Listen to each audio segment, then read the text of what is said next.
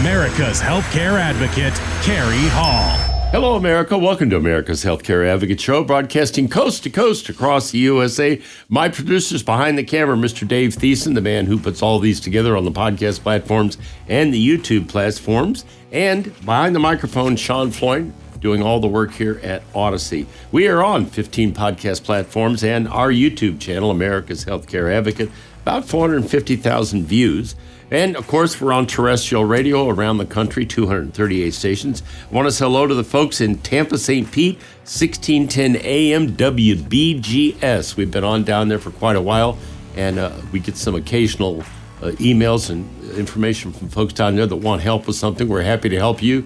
The website is americashealthcareadvocate.com. americashealthcareadvocate.com. Joining me in studio today, Dr. Firouz Daneshgari. He is the CEO and the founder of Bowtie Health. So without further ado, Doctor, let's talk about Bowtie and the Bowtie concept, because it is radically different. When you and I had dinner, it was interesting because I was kind of comparing what this is and how it's going to work to innovations like you've seen with Tesla, Amazon, and that may sound like, that's outlandish to some of you out there, but I think when you hear what Doctor has done here, and by the way, he is partnering with Detago. Detago is the TPA that I am one of the three founding partners for, and we are putting this plan in place across the country through our system. So, Doctor, let's talk about Bowtie. Thank you, Carrie. The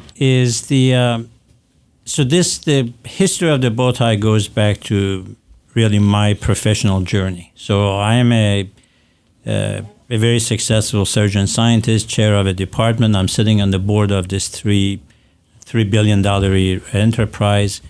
And I realized that every solution or every initiative that comes to the board attention, my attention goes to what does it do to the patient care, the outcome, the training of the residents and fellows. The rest of the board goes to the cost of the goods and net money and so forth. I knew where this was going. So I realized that we have built what I call a sick care system. So what is named as the healthcare in the U.S. now is delivered through 5,000 hospitals, and they are financial institutions. And the hospitals and the insurance companies and the venture world have basically gone through this consolidation phase over the past 20, 30 years to basically make sure that they all make money. In this process, who has been forgotten is the average American citizen, who continues to be challenged with the increasing number of incidents of obesity, diabetes, cardiovascular, and so forth. So there is a system that is financially benefiting from people being sick and not healthy.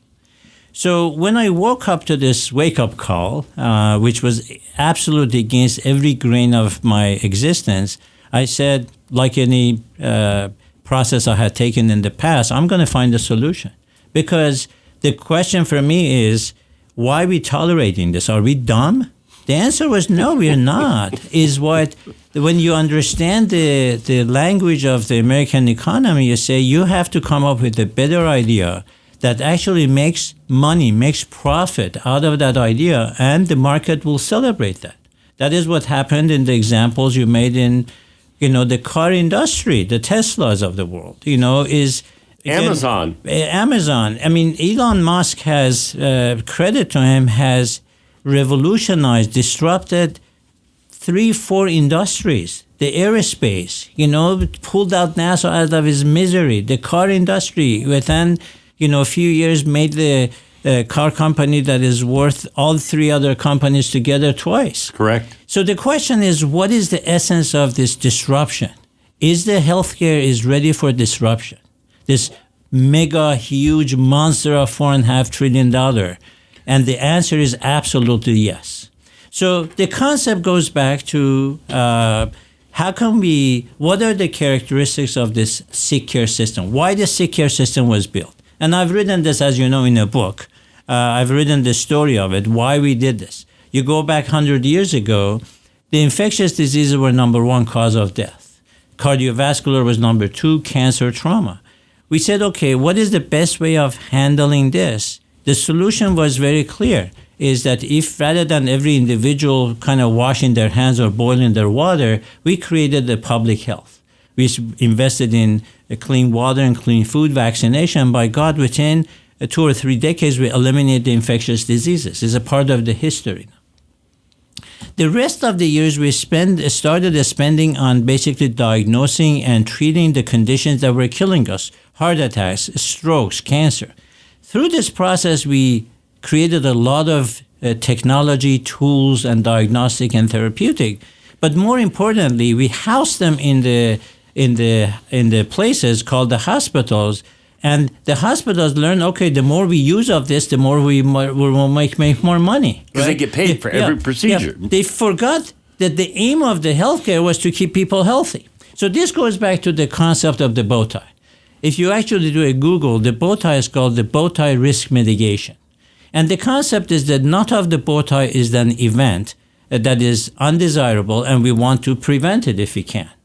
Fire, chemical spill, heart attack, airline crash, right? So we have two choices. One is we wait for the symptom of that event or the event happen and they deal with it on this basically left side of the bow tie. And depending on our risk tolerance, we can do that. You know, we don't have a protocol for the coffee spill here, but if in your cup there's a sulfuric acid, you would have a protocol, right? Because it's dangerous. The second choice we have is say the choice is basically the risk is not tolerable. I'm going to do everything to prevent that, right? So, and we've done the most successful one is the airline. Within this past 120 years that we have built a sick care system, we took a dream of flying to the safest mode of transportation because we purely focused on the right side of the bow tie, and we said, by God, catching the fire at 30,000 feet is not a good behavior. We need to control the risk from A to B throughout the whole process. The concept of the bow tie is now we scientifically and clinically, we have all the information we need at this point to shift the attention of our healthcare from the sick care, from this left side of the bow tie to the right side. We know more about the risk factors for obesity, diabetes, cardiovascular, and in some, actually majority of these cases, 100% of them are preventable. The missing ingredient is we don't have institutions, organizations who would financially benefit from this. And they're not interested. The sick care is not interested. Correct. That's how the bow tie was born. The bow tie was born to take all the information we have, clinical and scientific, to shift the attention to this side of the bow tie to prevent and eliminate the chronic conditions, obesity, diabetes, cardiovascular, very similar to how we did it with infectious diseases. We have a history of that in the healthcare. We have a history in other industries like the airline, right? That is what the bow tie concept is. That's a great concept. And when we come back from the break, we're going to talk more about that and how this concept can benefit us and what building this model is going to look like. So, you know, we've defined the problem, all right? Now we're going to start talking about the elements that make up the solution. How does all this work? Has it been tried before? What kind of success has Bowtie had? And how are we at Detego, at our TPA, where we're not a typical TPA. We're a TPA that builds products and then takes those products to market, like gig care, like our reference-based pricing model, like our group model. This is another model that we're doing, the Bowtie model, and we're going to talk more about that when we come back from the break. Stay tuned. We'll be right back after the break. You're listening to America's Healthcare Advocate, broadcasting here on the HI Radio Network, coast to coast across the USA. The doctors in the house. Don't go anywhere. We'll be right back. The Golden Rule. Treat others as you want to be treated.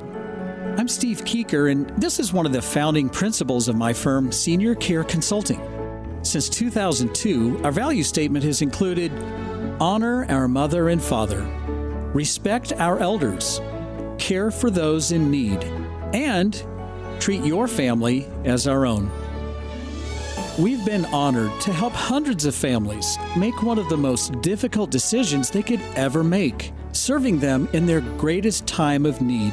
If you're looking for someone who can provide you experienced and objective guidance when searching for a senior care community, reach out today and discover the services of Senior Care Consulting at 913-945-2800. 913-945-2800. Know your options and choose with care at seniorcareconsulting.com.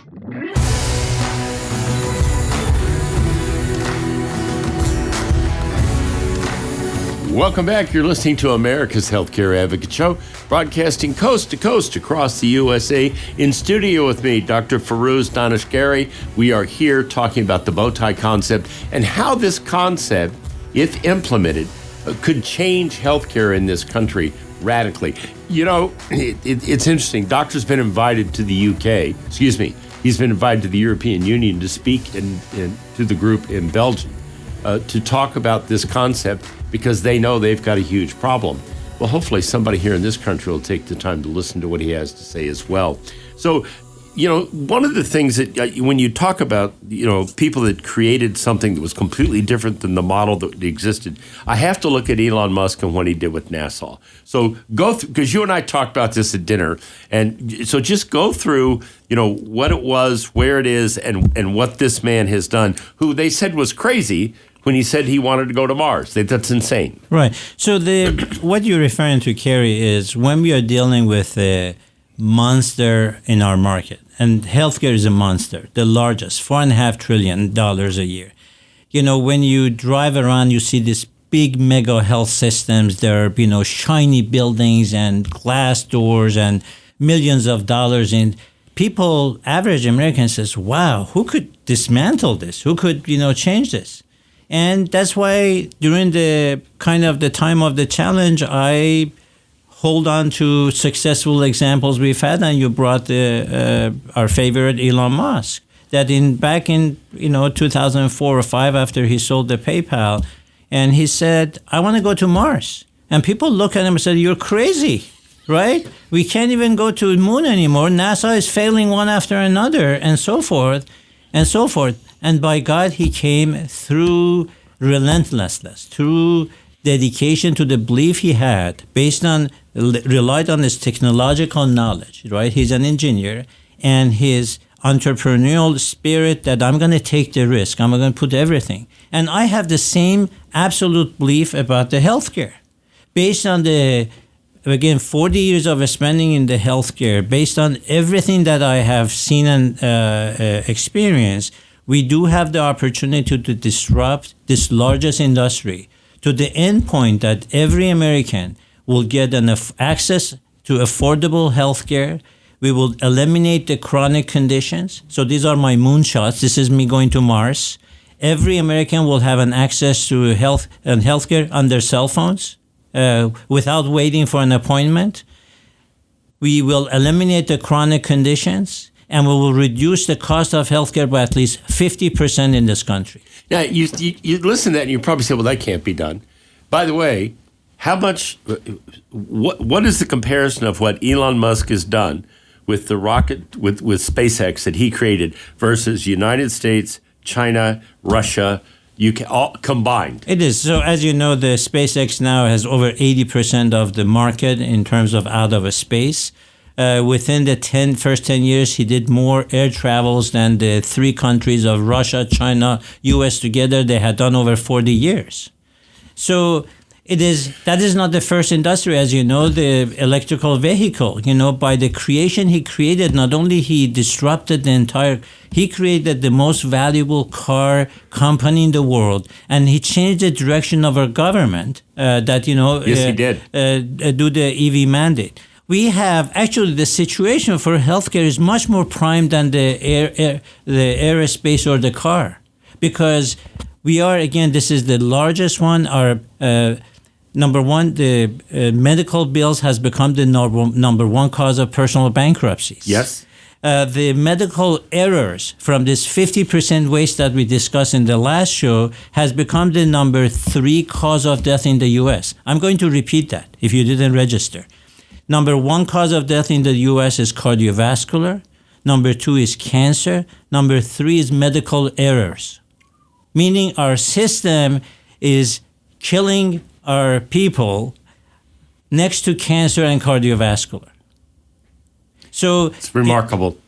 So this is this is much more severe than our car industry losing its basically market share to Japanese or Europeans, right? This is a very, very American issue. We need to fix it. And we're going to talk about how to fix it. So let's just kind of start with that. And we'll, in this segment, the next segment, let's just talk about what's the overall goal. You just repeated what you want to see happen, where we have access to health care. You can do it on your phone. You don't have appointments. How does all that start? And this is what we're partnering with Bowtie Medical for, and the products that we're bringing out in conjunction with Dr. Firouz and his company Bowtie. So let's just talk about that. Very simple. We need to deconstruct the existing sick care system and reconstruct the healthcare. The sick care system is a provider-centric. Means if you have a need, you have to go and make an appointment. Drive half an hour to come and wait for half an hour to be seen by me for 3 minutes. The average visit of doctor is less than 5 minutes in the U.S. That's correct. We need to change that. Yes. Number two is a fragmented. If you have a condition like I'm a urologist, a prostate issue, you have 3 questions, I make 3 appointments. You have 5 questions, I make 5 appointments. We need to reverse that. We need to make the coordination of the care easier for you as a customer. Number 3 is the payments. You come and see me, I give you a bill in 30 days, and you don't know what is on the service, but you have signed a white paper that you are obligated to basically pay. So in the Bowtie concept, we are saying that we are creating a consumer-centric. Number 1, we deliver the virtual first, access to primary care doctor, access to specialty care virtually first, because over 90% of the care could be delivered virtually. And we can go through the details of that. The virtual delivery of the care is the first essence. It basically converts this provider-centric to consumer-centric, because your health needs don't wait for the time of my convenience. You may need at 7 a.m., you may need at 10 a.m., you and your family and so forth. The second part of this deconstruction is the direct pay. When you come to basically get a service, you know what it is for and how much it is cost. So access to primary care, extended primary care specialist, virtually first, and the direct pay. Those are the cornerstones of the Bowtie. The next level of that, and I'll be very quick, is I understand healthcare deals with our vulnerabilities. It's not that you buying a car. You need an assistance of a person, and that is where we have wrapped up this whole care delivery within the concept of what we call the guardianship, health guardianship. We have taken the doctors, primary, specialty, nurses, and so forth, and we have turned their job from basically benefit from sick care to be the guardians of your health through a subscription model. And when we come back from the break, we're going to talk about how that works. It's in play. It's working now, and we're going to go into that. So you're going to see there is a way to do this. It can change things in this country dramatically. We'll be right back after the break. You're listening to America's Healthcare Advocate, broadcasting here on the HI Radio Network, coast to coast across the USA. We'll be right back with more.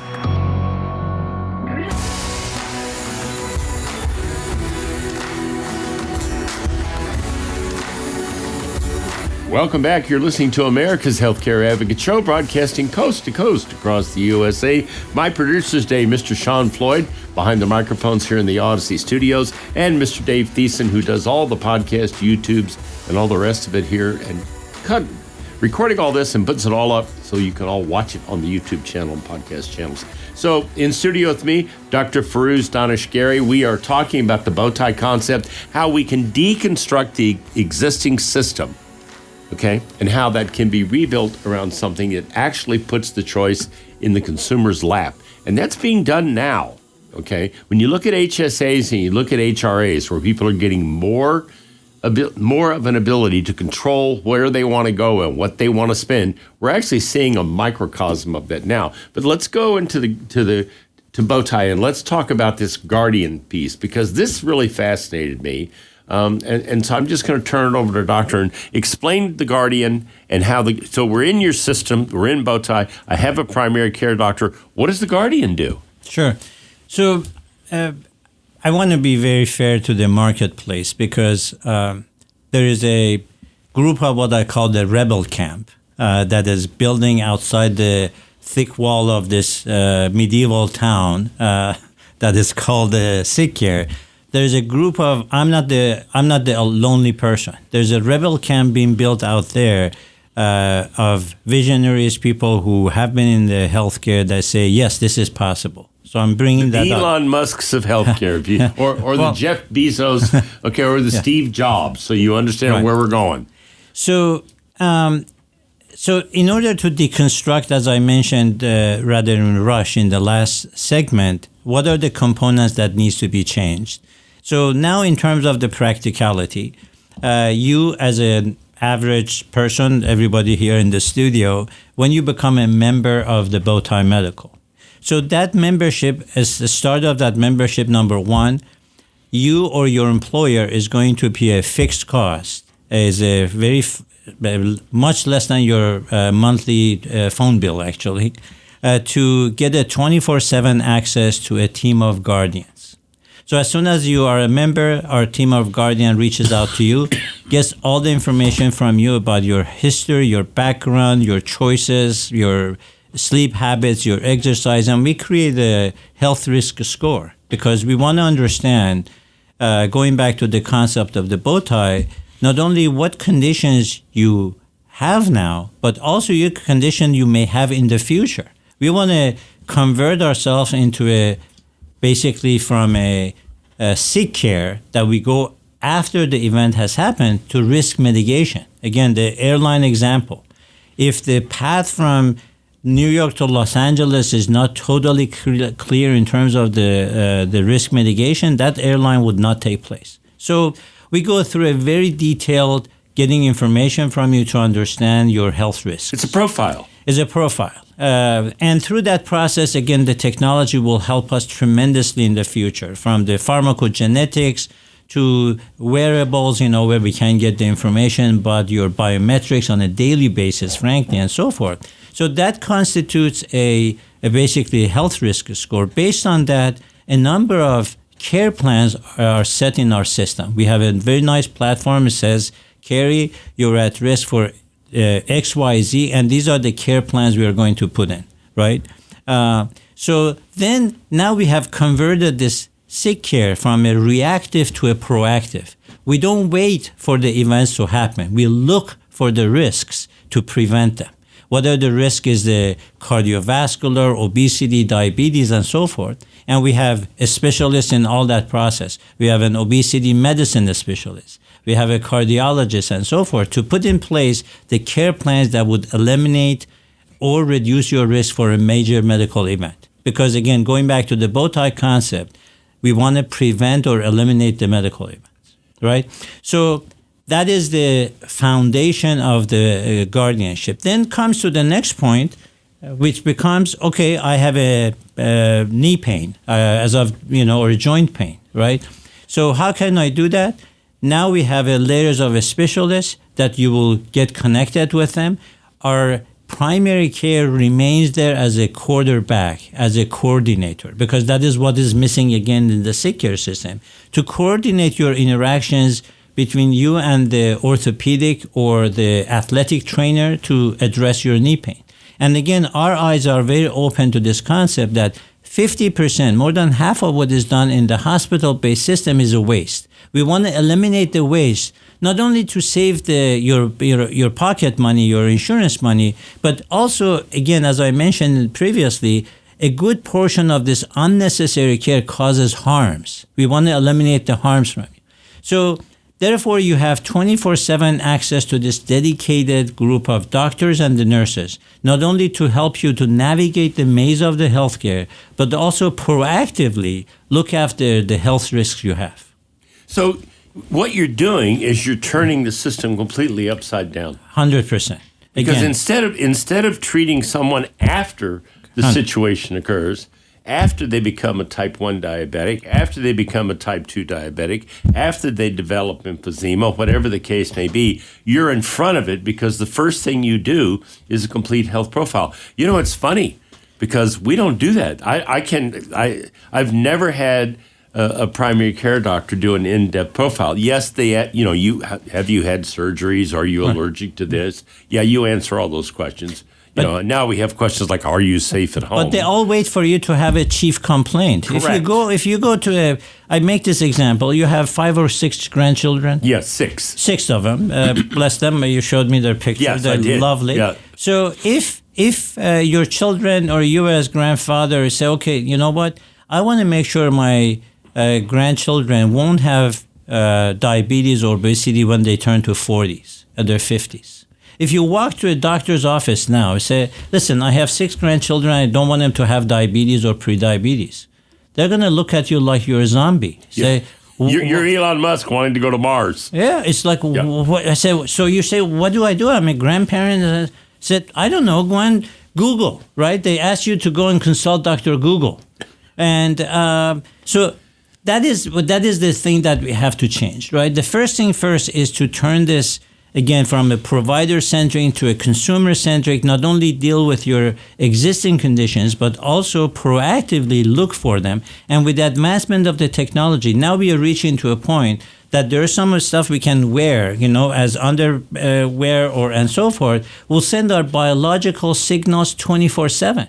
The current system has no ability to absorb those, right? It becomes, again, like an airplane, right? We are hovering you. We are like an air tower control to monitor your health risk that is happening as you live. And that's the part, along with a host of other things, that are completely missing out of this. So how do you bring all that together, and how do you deliver that in a product to the American public? That's how actually our partnership with the Tego comes. Correct. So we provide the health guardianship, Bowtie Health Guardianship, as a subscription model per member per month. But this needs to be embedded within a health plan, a health benefit that is offered to the employers. We intentionally are focusing on the employer segment of the market because the employers, to me, are the cylinders of the production of the GDP. And if we provide and prove this as an efficient model, the government will follow that. As you know, the legislations, the government bureaucrats, they always follow the innovations, very much like the Elon Musk, the EV mandates and so forth. So we need to embed this in a health design that is offered through the existing channels. And we've been lucky to find our partners, the Tego, who are a part of the rebel camp. Yeah, we are part of the rebel camp. They want to help this. They want to disrupt this. So we have brought in, and I have a sense of time urgency, frankly, because I think the timing is on our side. That's why rather than I wait to go and build a health plan, I rather to partner with people who've done this, and they do it much better than we can do, to take this to the market, deliver the results, which I'll be happy to share with you very soon, to the American people. So within the next 1 or 2 years, we have solid data that what are the results of this free market-based Bowtie Health Guardianship. So when that data is there for a large number of population, 50,000, 100,000 and so forth, very much like the rest of the world that followed the disruptions that happened in the EV or aerospace and so forth, this will create the next biggest opportunity for us to create exponential growth. And it will create exponential growth. And we come back from the break, we're going to talk about the $2 trillion that will be saved if this system is adopted. Stay tuned. You'll be right back after the break. We're listening to America's Healthcare Advocate, broadcasting here on the HI Radio Network. Stay tuned. The doctor's still in the house. We've got more.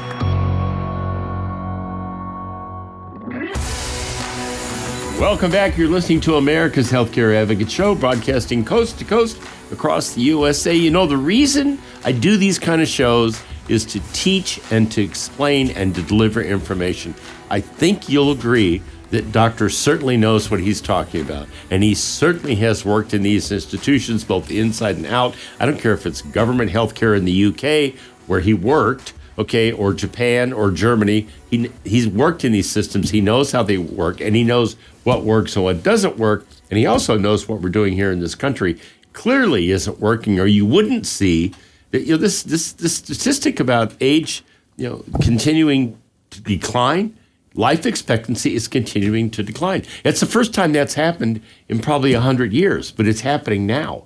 We have an epidemic of obesity. We have an epidemic of type 2 diabetes. We've got multiple problems in this country that are not being addressed because we're on a pay-per-procedure system with the hospitals. And that's what we're going to talk about now. So we've got the model now. We know what will work. You've been doing this for a number of years. We understand it, which is why we've adopted it in Dattego, and we're going to bring these products to market. But there's going to be pushback on this, doctor. When you start taking money away, I want you to talk about an example. We're not going to name. This is an institution that the doctor worked in. It's an institution that if I mention the name, you know exactly who they were. Talk about the revenue model from the beginning to where. Right. So before saying that, let me kind of repeat again for our audience that this disruption is possible, and the results of that is if I take you 15 years ago, 20 years ago, I say I'm going to deliver a vehicle that becomes the fastest vehicle on the market. You go from 0 to 60 miles in less than 3 seconds. That's the Tesla plan, by the way. And by the way, and and so forth. You say, "Oh, come on!" Or if I told you again, I want to go to Mars, you say, "Come on." So I'm going to tell you something. If we do this right, the American people, in average, will live to age of 100 without any chronic conditions. I'm going to repeat that. My moonshot is for us to live to age of 100 without chronic conditions. When I said this, I said actually the Bible has predicted that to 120, and I would agree with that. Some of us will live to 120. And the reason for that is when we go back to the past century, we eliminated the infectious diseases. We added 2 or 3 decades to our lives, right? Everyone knows that now. If you go back to cemeteries, average age was 40, 50. If we eliminate the chronic conditions, obesity, diabetes, cardiovascular, cancer, which I believe we can do that within short 2 or 3 decades, we would add another 2 or 3 decades to our lives. Most Americans will live to age of 100.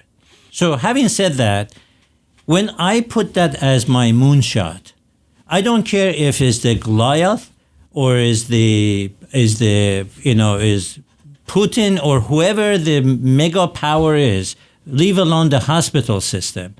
They're going to have to bend to the will of the American people. And that is the beauty of this country. This is where my immigrant fire in the belly tells me that when you show the right way to American people, they choose it. As Churchill says, Americans finally choose the right way after they've tried everything else.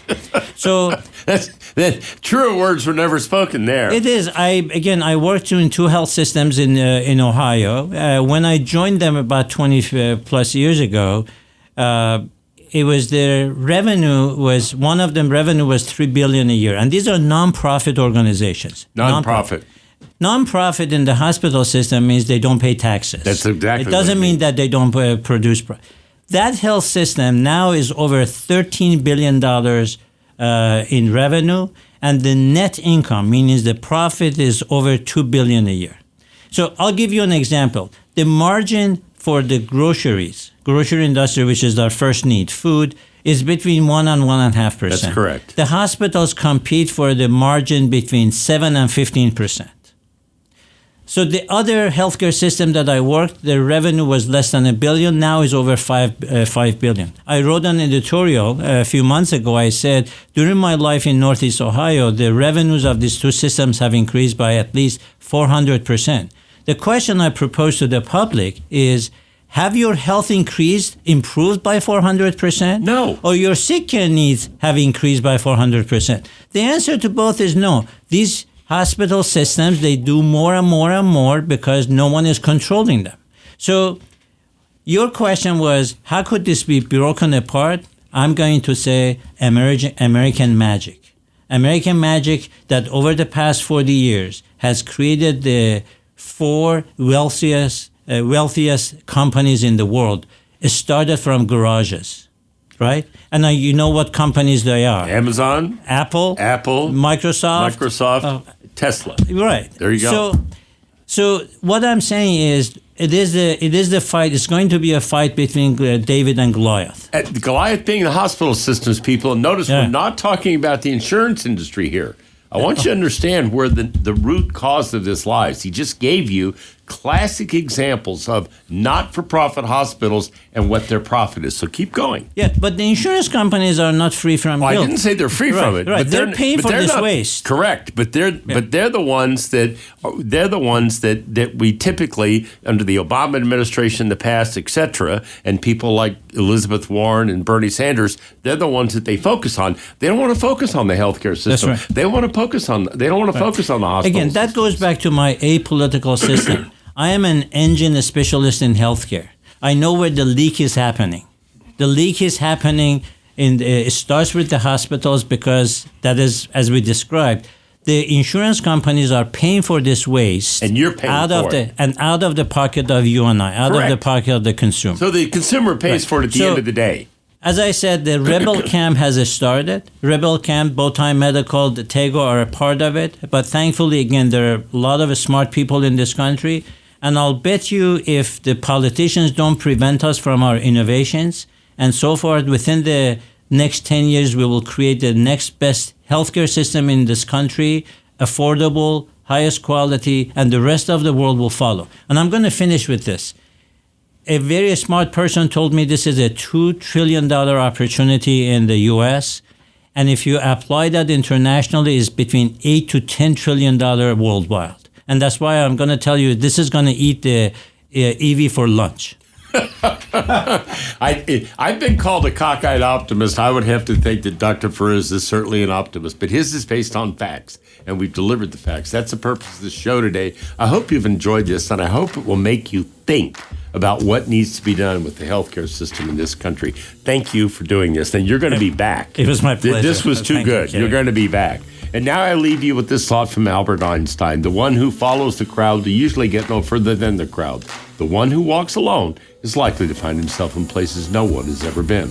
Remember, friends, it's a funny thing about life. If you refuse to accept anything but the very best, you most often get it. Thank you for listening to America's Healthcare Advocate, broadcasting here on the HIA Radio Network, coast to coast across the USA. Goodbye, America.